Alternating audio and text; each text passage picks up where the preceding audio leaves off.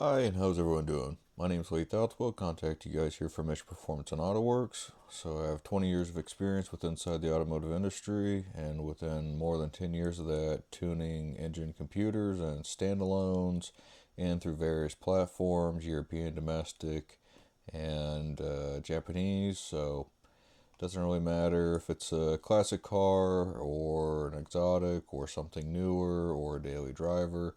I tune it all, and I don't know. I enjoy what I do. I do a thorough job at it.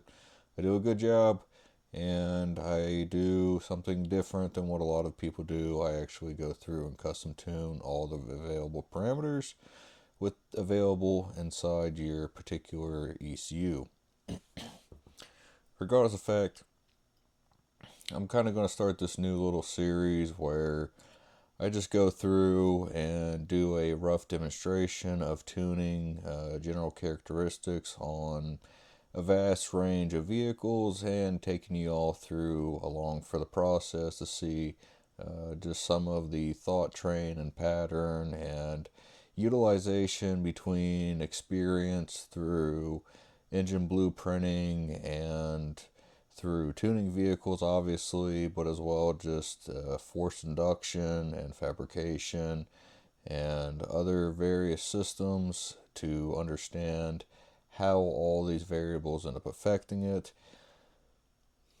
I highly end up recommending to end up watching the uh, four different variations of types of tunes, everything from voltage modifiers to flash tunes to e-tunes to pro tunes and kind of everything a little bit in between. Regardless of fact, we're going to be tuning a 2008 Mustang GT 500 with a 5.4 liter supercharged engine. This was supposed to be a tribute back to the 64, 66 Mustang from that time era. The Eleanor, I know we all want one. I, it'd be cool if they'd reproduce it. I mean, that's what I think car manufacturers should do. Just bring back the iconic ones and let's be able to enjoy them again. So,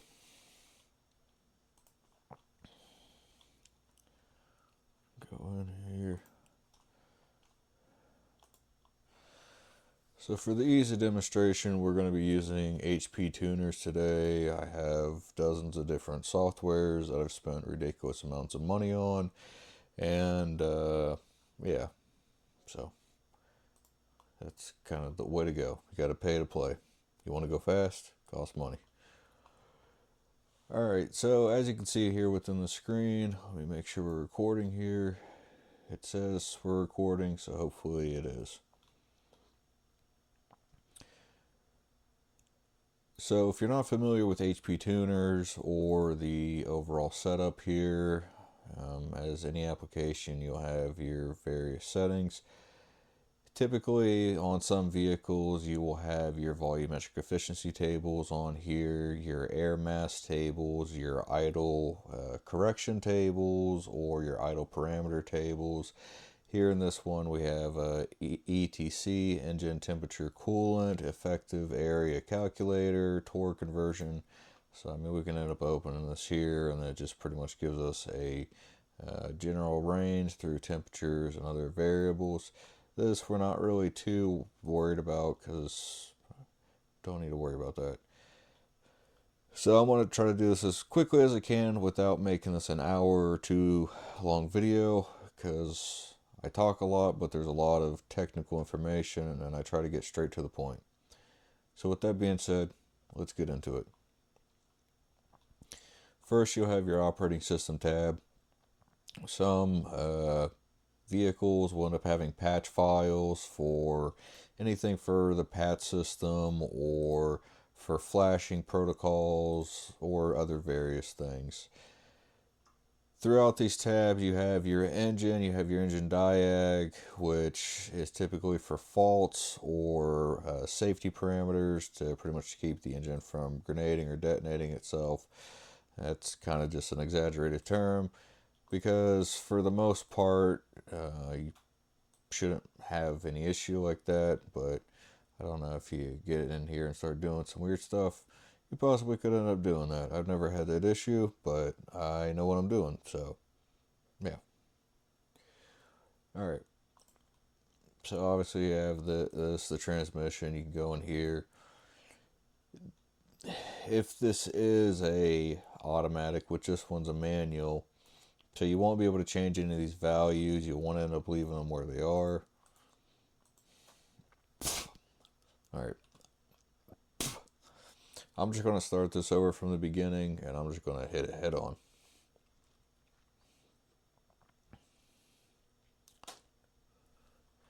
All right, so here we go. So first tab, you have operating system. This will typically have a patch file, anything for your patch system, or to help flash the vehicle, or other various things or problems that may be with inside the ECU, with inside the software that has been factory uploaded. Next tab, you will end up getting into engine, which from here you have CHT, which is the coolant head temperature sensor.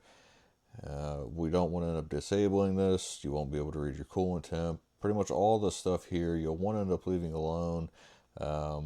If the vehicle does have a shift light enabled, then you can obviously enable it if that's your preference. If you hate it for some reason, you can disable it. So then we end up getting into our idle table. So we're in the general tab here. This will be air correction, so this will be how much the RPM will be able to swing from where you have the RPM set point at. So what our RPM set point will be, if we go into here, it's idle adders, sorry.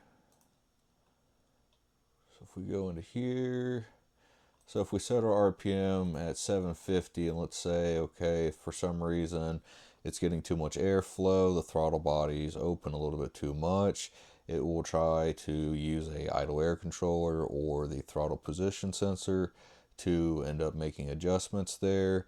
It can also use other various sensors and EGRs. If it has PCV systems or evap sensors, they can try to end up pulling a vacuum or release air through certain areas. Obviously, fueling can affect it. Ignition timing could affect it. Fueling and ignition phases. Kind of a variable of things there. So typically we'll want to end up leaving this alone. I mean, it's inside a fair parameter. If you want to try to dial these in a little bit more, or if for some reason, I don't know, you have just like a really aggressive built engine, like, and I'm talking really aggressive, then yeah, you can kind of bump this up a little bit so it's not having to search for idle too much. Or actually, you'd want to bump it down less if you don't want to search for idle, but if you wanted more of an air correction area, then either or. But you kind of end up getting the gist there. We'll go over our idle tabs. So a general rule for most engines, at least to end up reading a efficient crank angle for the PCM or ECU, is about 600 RPM. So you typically want to keep it around 750 is ideal. 800. Sometimes you can bump this all the way up to about 1,000. Again, varying on the system, application, airflow. If you're running a large turbo on the vehicle, you may want to end up having the RPM set higher to end up keeping more airflow going through the engine and keep the turbo spooled up. That way, so you can keep the manifold absolute pressure at a stable level. Your idle adders, typically, unless you're having an issue where it's swinging or searching for idle, you really shouldn't have to adjust too much of this. Again, varying if you're having aggressive modifications to the vehicle. And when I end up meaning that, I'm talking about if you went from like naturally aspirated to running a large turbo, a 3076 or a 3568, or I don't know, a S200, or I don't know, a GT90, or whatever the 10 bajillion freaking turbos that are out there. Um, so again, all this stuff, no, we're not really too worried about it. Now, I had a older gentleman that had adapted AC on his vehicle. It wasn't working, and Holly was trying to sell him a ECU, a standalone that he did end up needing. Um, Mainly, I don't know, it's a long story, but regardless, one of the things, oh, well, it will be able to engage and increase the RPMs when the AC's on. Well, if you know how an AC system works, it utilizes a clutch, and this clutch is always energized. And when you pull in that magnet through the polarity and you ground it, it ends up pulling in the clutch and engages, and then that's when it does the job and cools and brings the freon and cools down the car and everything else. So it's all done by the computer, but they were trying to sell them like a $2,000 ECU just because one feature on it. It's just, I don't know. I won't support Holly anymore and Edelbrock. They've had problems, but honestly, Holly, you guys need to kind of stay in your own lane and stop trying to steal other people's businesses from the small man. We got to eat too. Big corporate greedy bastards. All right, regardless.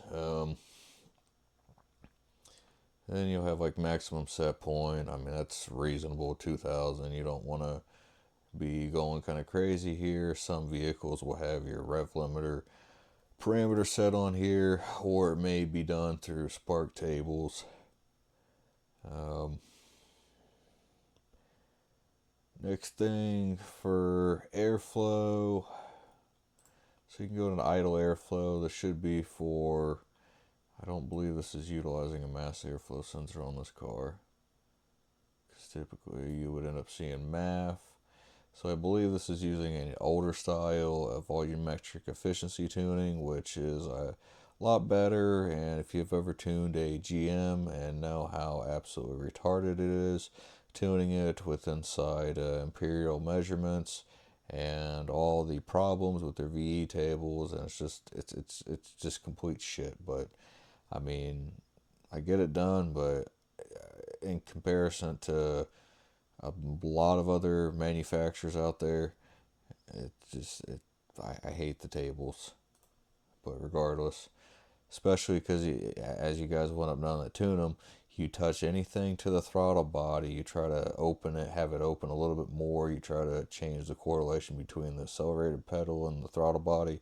What happens? The car immediately goes in limp mode. Same thing with like a bunch of the sensors and everything. I mean, sometimes you just change one thing and the whole car goes in limp mode, and then you got to revert it back and then figure out a way around it, and that way so you can again tune the car and have it run correctly as you need to. Big Brother and their safety blankets. But again, here for the idle airflow, this will be approximated value. Now, if you're running, like, let's say, hypothetically, you put a cold air intake or a larger intake or a larger turbo in there, or just some type of form of larger air mass, you'll want to end up maybe bumping these overall parameters up by maybe 1 or 2%. So we'd probably bump this up to about 5.5. About one or 2 grams a second throughout the board is a reasonable number there. Again, if you end up doing the math of your increased air volume through whatever pipe, tube, intake manifold, air filter, or whatever, you'll end up knowing exactly what's going in there. But things like that you have to kind of figure out. So that's why I'm making this video, just to give you guys a little glimpse, show you guys what is possible. So the dash pot is kind of a weird thing. It's pretty much another correction and a base set point. So it'll pretty much use this as a base set point. The multiplier just kind of keep things in a general parameter area. So again, just as with the RPM correction, we don't really need to make too much adjustment to this. If you're having issue with idle seeking, there are parameters in here that you can end up adjusting, but it really just depends. But you shouldn't have too much of an issue there.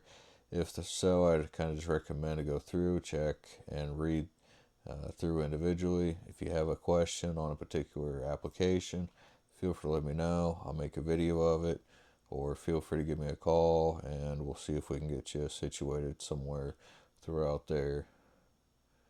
Or if you want to reach out to the Ask a Mechanic app, then I can do a live virtual call like this with you, and we can go through it together. Alright, so this is pretty much where we get into a majority of our speed density tables, our map sensors.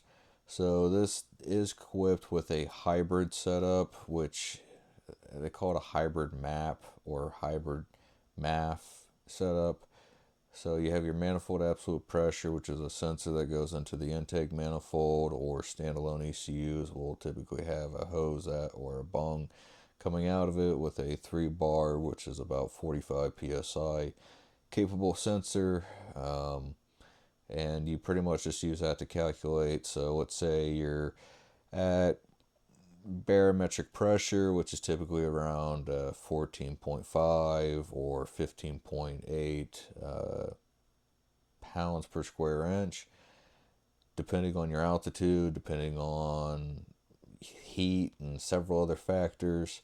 All that can vary depending on the weather, if it's getting ready to have a lot of wind or things like that. Regardless of fact, you could hypothetically run 30 pounds of boost, because 30 plus 15 is 45. We have a 3-bar map sensor that allocates up to 45 psi. If you're driving down the road and you're 15% throttle at 3,000 RPMs, and the manifold absolute pressure rises from 15 all the way up to 25, well, we're running at 10 psi nominally throughout our air intake system. So we can use that as a good baseline and measurement. If you need to get more calculations, let's say for I don't know, through your intercooler or whatnot, or your hot or cold charge pipes, then you could end up installing another map sensor if you're over boosting or having issues. But you can obviously use your electronic boost controller to modulate that and get your approximated boost that's coming from the outlet of the turbo, and modulate either your internal or external wastegate. So that's always another thing. And then you'll either have a bypass valve, or if you're running a lot of boost or drag applications, you may end up having an atmospheric blow-off valve on it. I don't recommend running those things on the street, but again, be a whole nother video on that. But don't run them. It's like an air compressor. You discharge all the air and you got to wait for it to build back up. So you do the same thing to the engine. It causes a lot of strain and load, and you're sitting out here dogging it, and you go to shift from second to third, or third to fourth, whatever, and you're at 6,000 RPMs, and you literally just dump your manifold absolute pressure all the way back down to atmospheric pressure and back into vacuum. And then now the car's like, oh shit, well, I gotta get air all the way from the turbo, all the way through this pipe, all the way through this intercooler, all the way through this other pipe, all the way through the throttle body and the intake manifold, and through the valves, and fill up this cylinder.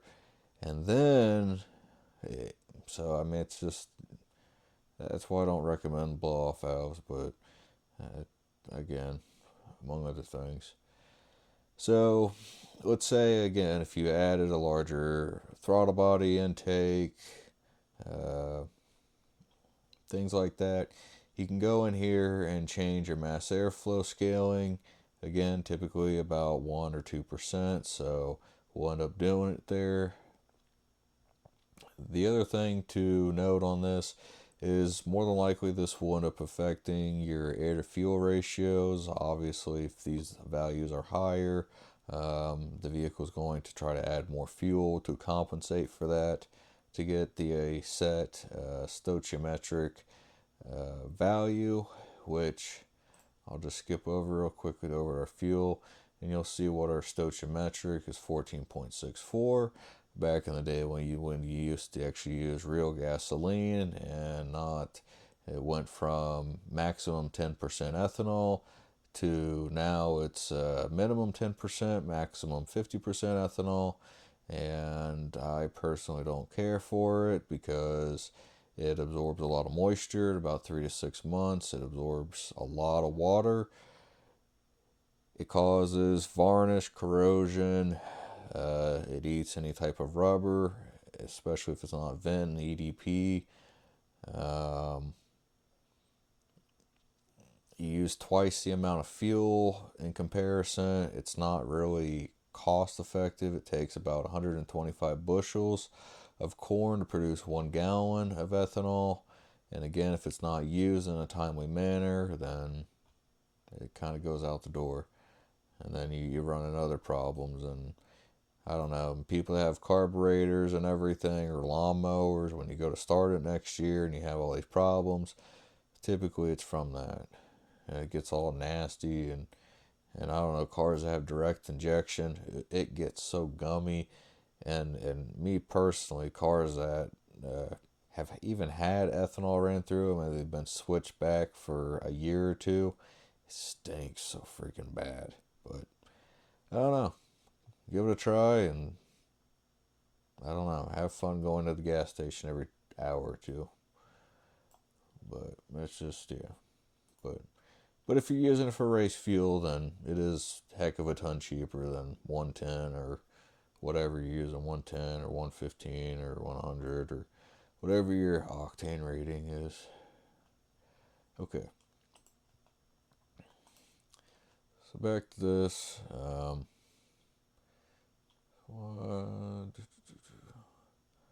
All this stuff we don't need to change, make any adjustment to it. Again, you can go through here and make small minor corrections, because this vehicle, let's say hypothetically, since it came from Ford, it came from Detroit, Michigan, they're at sea level if I'm not mistaken, and the barometric pressure there is about maybe 7 or 10, something about so, I don't know, you can look it up. And that's a factor, the temperature, the humidity, because that all comes in effect, the type of fuel that you're using. There's too many fucking variables.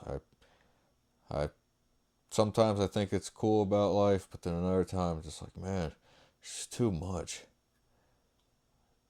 I'm not just talking about like this, I'm talking about just everything. There's always a million steps to do anything. It's like everyone, oh, it's not a big deal, just build an engine. Okay, yeah, it's not a big deal. Okay, you take out the 12 valve cover bolts, and you take off the valve cover gaskets, and then you take out the Woodruff keys, then you take out your cam seals, then you take out your cam gradles or your cam bolts, and then you take out the cams, then you take out the cam sprocket, then you take out the cam bolt, then you take out the phasers, then you take out the VVT solenoid, then you take out the cylinder head bolts, then you take out the valve springs, then you take out the buckets, then you take out the key. It's just like, and by the time it's all said and done, you got about 1,000 or 2,000 little pieces, and it's just like, man. And then you got to put it all back together. I don't know. You got to clean it, machine it, measure it, put it back together, machine it, check it. I don't know. It's fucking fun stuff. All right. So the speed density on this one, it ends up using the volumetric efficiency, ACT, actual coolant temp, engine coolant temp sensor.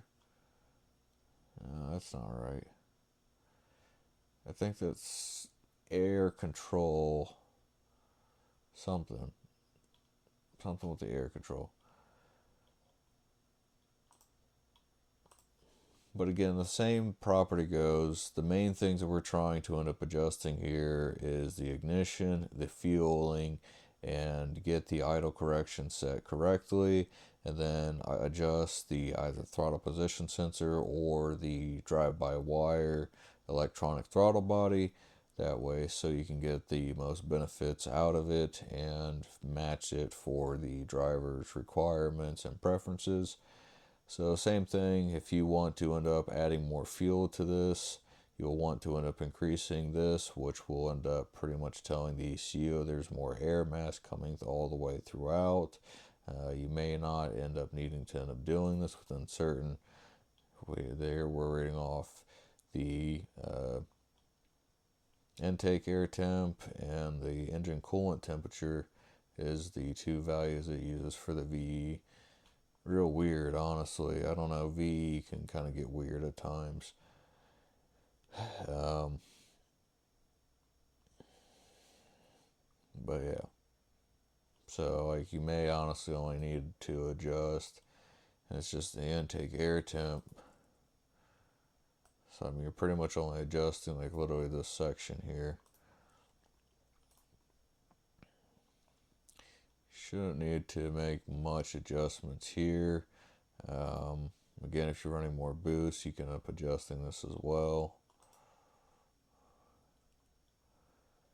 So electronic throttle angle max 90%. You can bump that up a little bit more if you want to. Just know it may end up causing a little bit of irregularities. Do be careful again, just like with the GM, some are kind of picky with it. This you can end up bumping up, so it will allow the throttle body to open past 82%. The reason they typically just set it at that is a mean point, because I don't know, it's a butterfly. It's always cracked at 5 or 10%. It should be. Alright, I'm gonna stop this and re-record.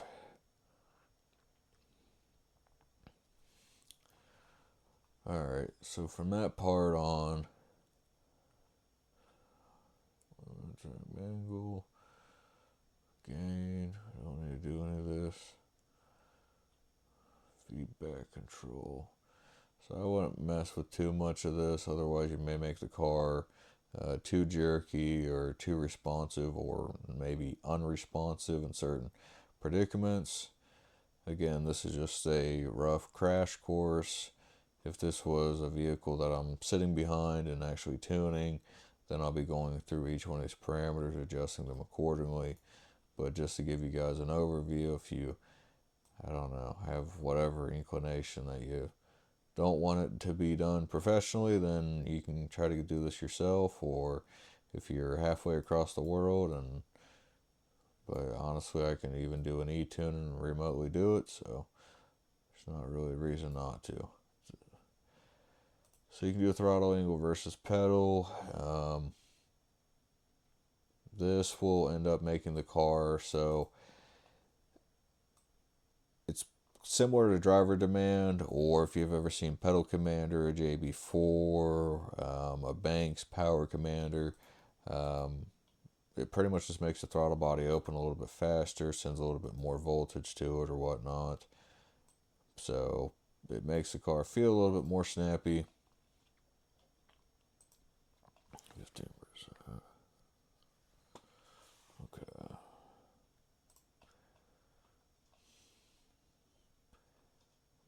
Boost pressure.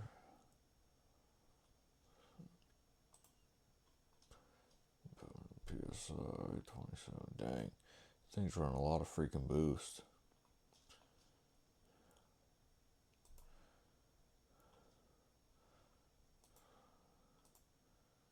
We're on a GM now.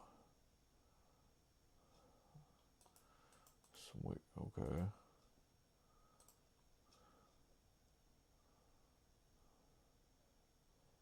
Air inlet sensor. I don't know. It's a high value for it.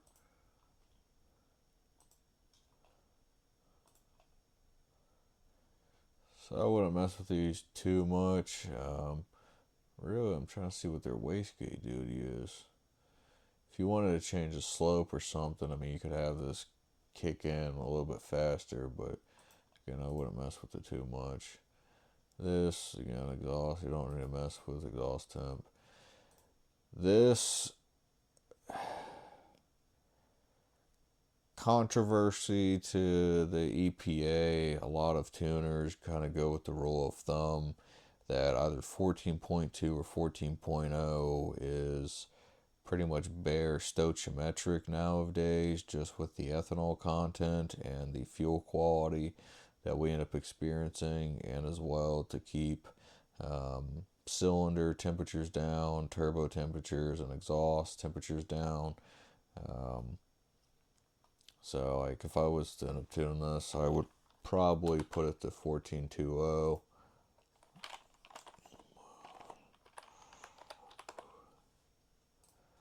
If it's forced induction or we're running a lot of boost or something on it, I'd probably just put it down straight down to 14. But I like to keep it at 14.20.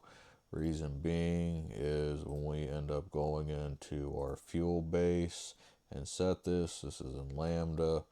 So 1.0 is typically 14.7. The lower you go, the richer it is, the higher, the leaner, less fuel. So we'll switch it over to gasoline, 14.7.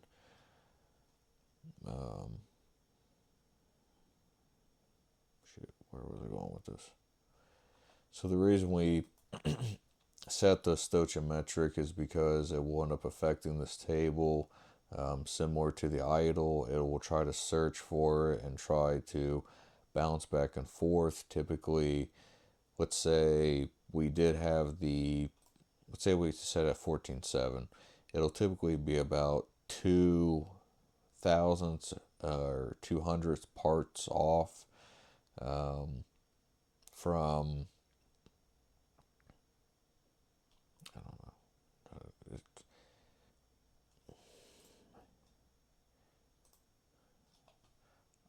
I just completely, my brain just shut off.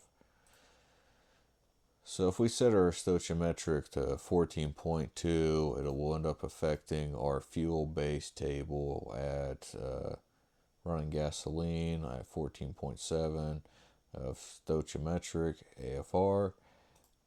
We will end up typically being right around 14 or 13.8, probably about 2 thousandths off of here. And then again, if you wish to add more fuel, this will pretty much be your fuel target. So running through open loop when it's not in closed loop and the ECU is making changes, open loop breaks the loop and the ECU does no longer make changes. It goes off all the raw values that have been input for the vehicle, which is really the best way to end up doing it, because otherwise the car will again search for idle. It will end up potentially running lean in certain conditions because it's designed to run as efficient as possible, which typically is very inefficient, because just as you end up seeing here, I mean, this isn't too bad. I mean, you have, okay, your idle areas 14.7, but you run it super lean, so you're probably going to honestly heat soak the engine a little bit. But then when you're getting into this, I mean, you're still running pretty lean for a car that's running 31 pounds of boost and with a 5.4 in it and all this stuff. They're pretty fast cars.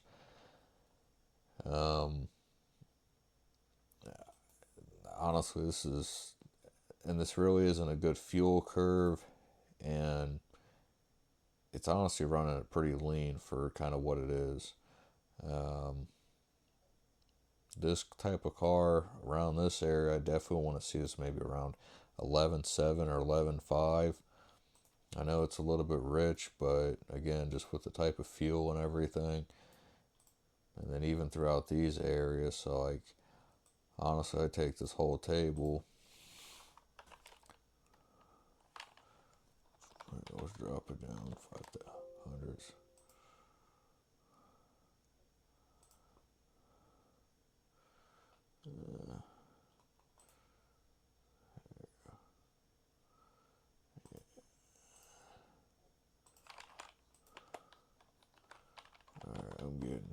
Alright, so let me go ahead. Try to finish this up. I don't know, regardless, that's, fucking hell. It's going to do this for every single freaking one now. Alright, well, besides all that, oh, the damn microphone probably just turned off.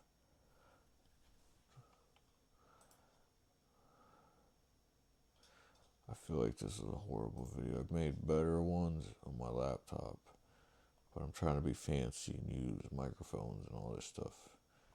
And it's like 2 in the morning. Holy cow. Alright. So let's get back into this real quick. You want to add more fuel, pulse width. You need to end up increasing it. How much do you end up increasing it? Very little.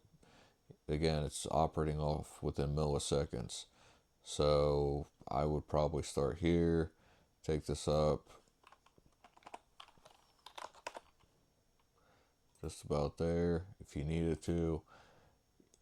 When you're tuning the vehicle, you'll want to end up going off your target corrections and see if the ECU will end up meeting these overall goals. Again, every single ECU is different. Some act completely different, and that's the whole entire reason why I'm kind of going through and making these videos, is just to show you, I don't know, how the cars respond, how they act, what kind of goes into it, what to look out for.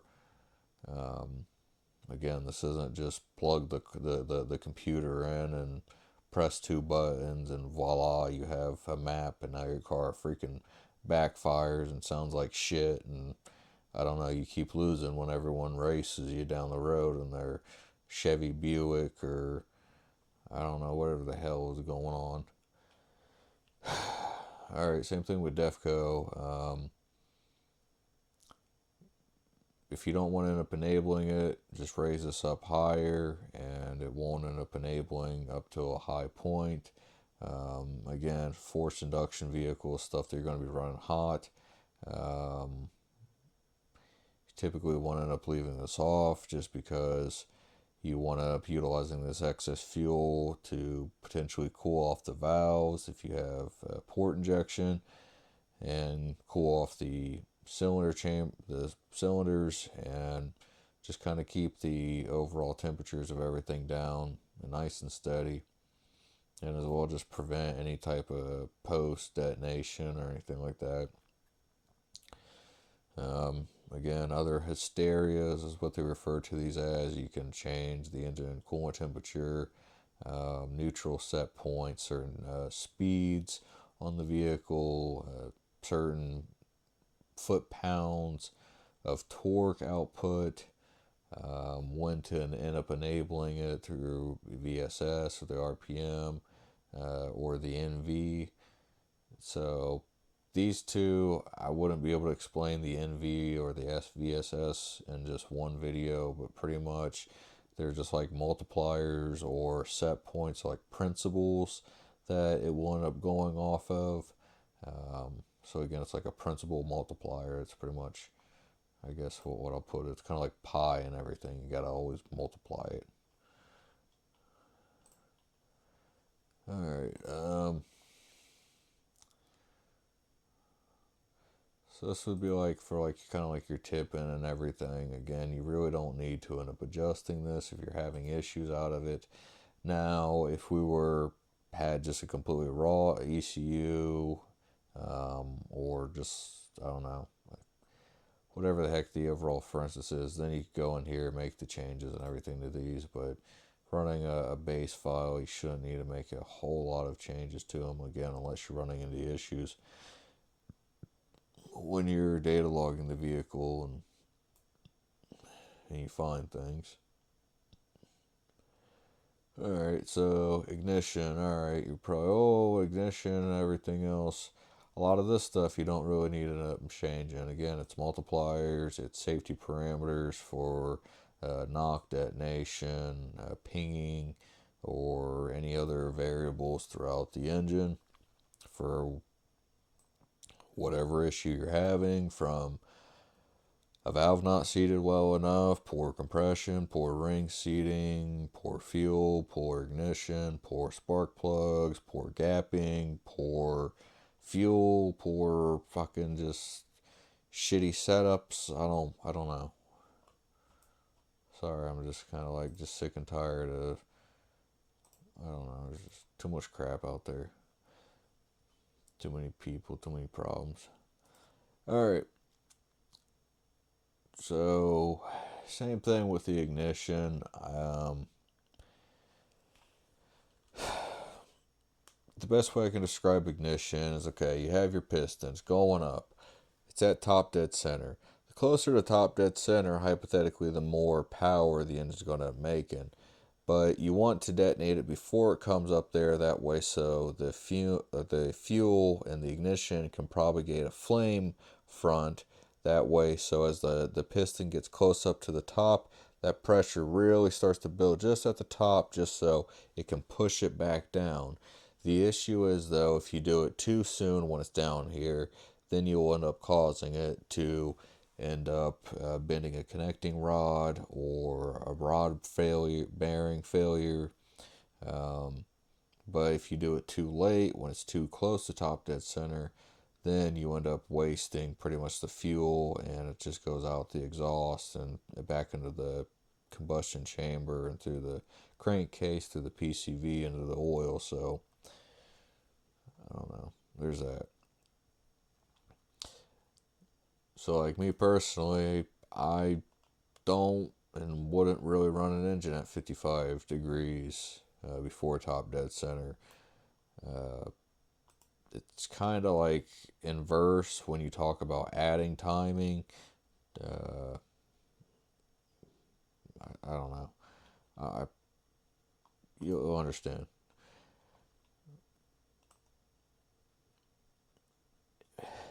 If you want to have 30 degrees before top dead center, then you can be right around there. So a good rule of thumb is typically around naturally aspirated around 15 to 30 degrees before top dead center. Forced induction you can do typically right around anywhere, same thing, 15 all the way up to about 40 degrees before top dead center. I think 38's kind of more like your threshold there. We can see we're all the way out at 55 here and high 40s and I don't know, mid 30s and everything. This is kind of okay here with inside this area. But again, if we're running a lot of boost, as I was saying, 31 psi and everything, I would put this stuff closer to top dead center. That way, so you can probably get the flame front closer to TDC. That's the main thing that you're going to want to end up looking for. Again, you don't want to make too many adjustments with inside the spark correction. For global spark multiplier, I was going to say that there's what's called ghost camming. A lot of fucking GMs and a lot of shiesty shops and everything, they'll end up changing the idle advance tables, and there's a couple other inside there, and it'll pretty much just make it search for idle, and the car will sound like, oh, it's race car, it's cammed, lobed, whatever, and which really all that comes from the actual valve spring, not necessarily the camshaft itself, that really chopped lobe duration, because it's the tension off the spring when the cam lobe is going around that has to push that valve spring down and actuate that. So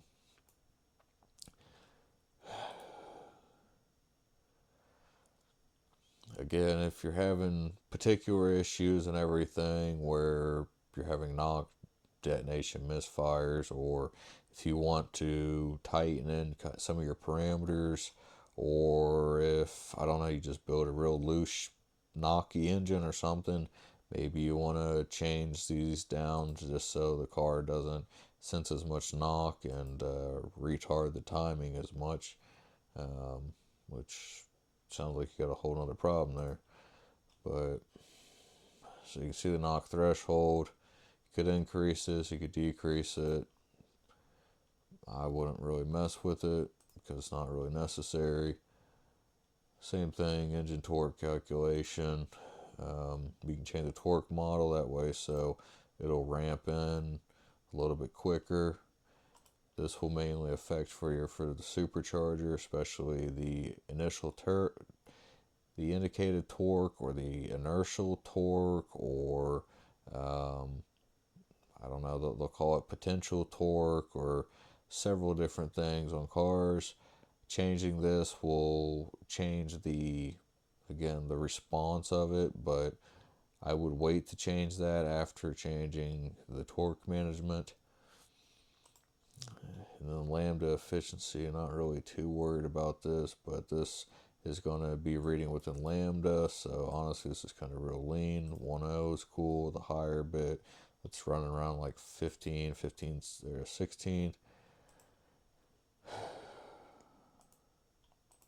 Not going to mess with any of this. Frictional, not mess with any of that.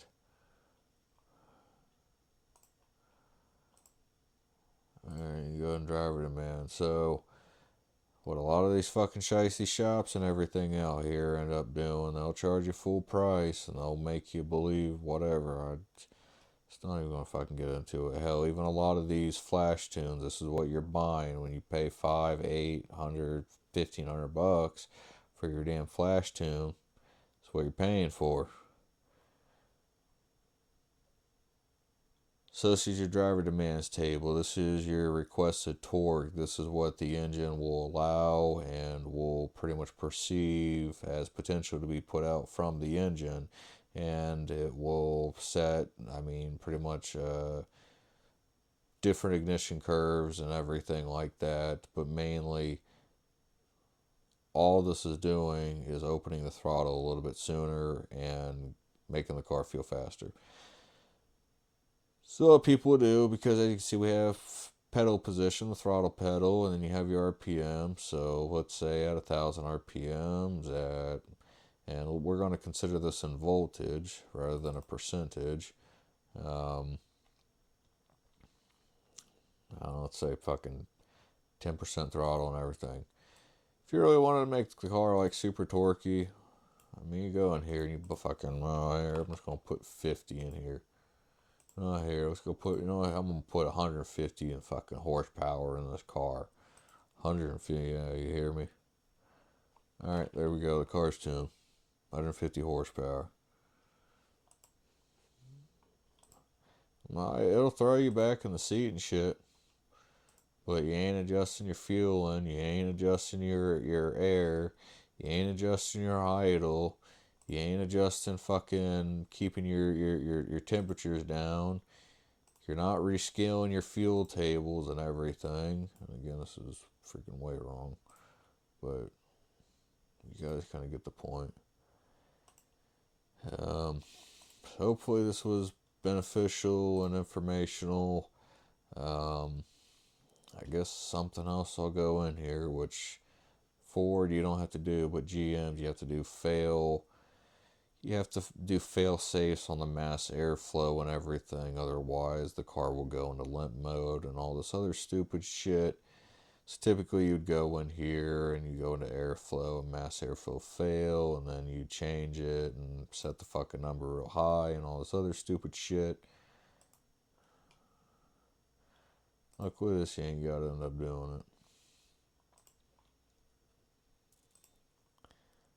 So, and then if this was a slush-o-matic, then you would go in here and change these values and parameters and everything. Change the rev ratios, the shift pressures, even the gear ratios, the lockups.